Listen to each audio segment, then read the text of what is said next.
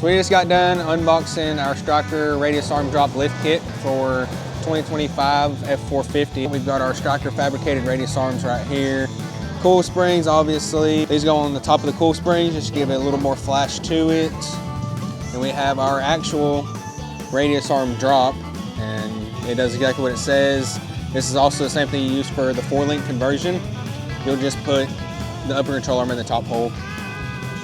Then moving over here, we have Stryker's dual steering stabilizer with the supporting brackets on there. We're going to be using Fox shocks for that. And we have Stryker's heavy duty front track bar, our blocks, pitman arm, and U-bolts. We're also going to be replacing the front factory sway bar with PMF's Torsion sway bar. So this is going to be the end pieces, and they go on to the end of this bar. Gives you your little torsion flex. They got really nice billet mounts for it. So we're gonna get this truck in here and get to it.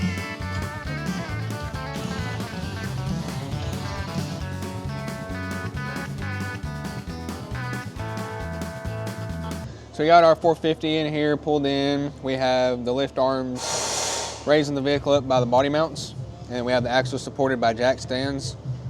If you have a high level or a high trim truck and it has your little sensors right here for your headlights and your weight gauges and whatnot, first thing you want to do is pull those off.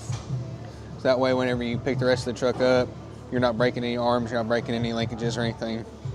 After that, we're going to go ahead and tear everything apart. We're going to take the shocks off, sway bar end links, track bar, and drag link, raise it up, and we'll see you back in this minute.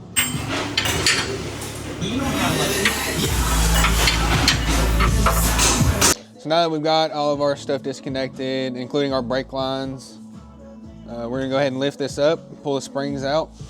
And while we were under the front, we also disconnected the factory steering stabilizer. So now that everything's out of the way, we'll get it picked up and keep moving on. So now that we've got our springs out, our shocks all the way out, everything pretty much disconnected, we're gonna move on to pulling our radius arms out. Make sure you pull off this clip. It's only on the driver's side, off the radius arm. It's vacuum lined for the hubs. So now that we've got our radius arms out, we're gonna grab our radius arm drop brackets and put them in. And in your kit, you'll notice that you've got these spacers right here. One set is single, one set is double put together. Your doubled ones are gonna go towards the outside of the truck, and they're just gonna pretty much sit up in here to give it a flush fit in there so you don't have any rattling or anything. We just put our bolts in here. We didn't use our spacers yet just because we're gonna drop this right back down. But we're gonna swing this up to the frame. Right here on the inside of this boxed piece, there is a hole. What we're gonna do is we're gonna take a paint pen and we're gonna mark that hole out, and we're gonna drop it back down and drill that hole out.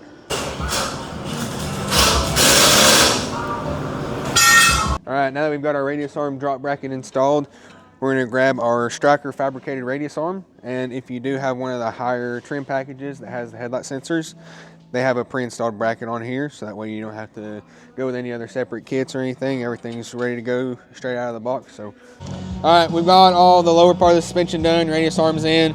So we just picked the front end of the truck up, and we're gonna throw our coil spring and our top spacer in with our Stryker logo. This is gonna fit right here on top of the coil spring and up in the coil bucket, right around that little ring. Give it a little bit of flash. So now we've got our springs, our shocks, radius arms, and radius arm drop bracket in. We're gonna go ahead and hook up our sensors back onto this truck. What I like to do with this is lift the truck up until we reach our max shock length. So this is as high as the truck will go, it's extended as it is. And you see how it's almost lined up with this second hole right here. What we're gonna do is move it up just a little bit to this top hole and put it in there so that way it is aligned and we'll never have problems with it breaking, being off, or anything. Moving back up to the front of the vehicle, we're going to put our steering parts back together.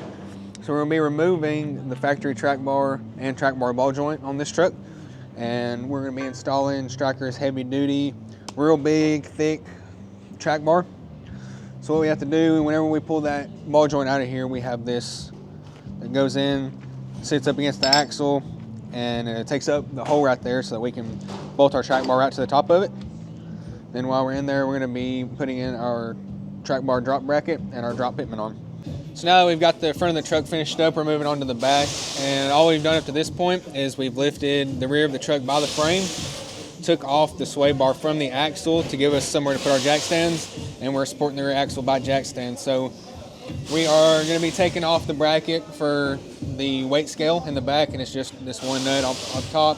We'll pull it off, take our U-bolts off, take off our shocks, lift the truck up by the frame, and we'll throw our new blocks U-bolts in, put the sway bar back on, change out our rear sway bar end links, and we'll put our weight scale sensor back on. So whenever we put these rear mounts back on, you don't have to do anything different than at this factory. Just put it right back on. Everything's going to stay the same. All right, so now we've got our blocks and U-bolts, rear shocks on, rear weight scale sensors. We are going to pick the truck back up off the jack stands, hook up our rear sway bar, and probably go ahead and throw the wheels and tires on, set it down. Once we get that done, we're going to change out these rear sway bar end links. So we've got the driver's side sway bar end link. We've got the nuts loose off of the sway bar and the nut loose up top. You'll notice it will not come out. So what you have to do is this bracket right here. You have to take it completely out. Once you do, you can get the sway bar end link on, and then you're going to want to fully install the new Stryker sway bar end link before you put the bracket back on. So we're going to pull this one off, and we want the new Stryker one to be in this exact same orientation. So pull that out, discard it, take our new Stryker one.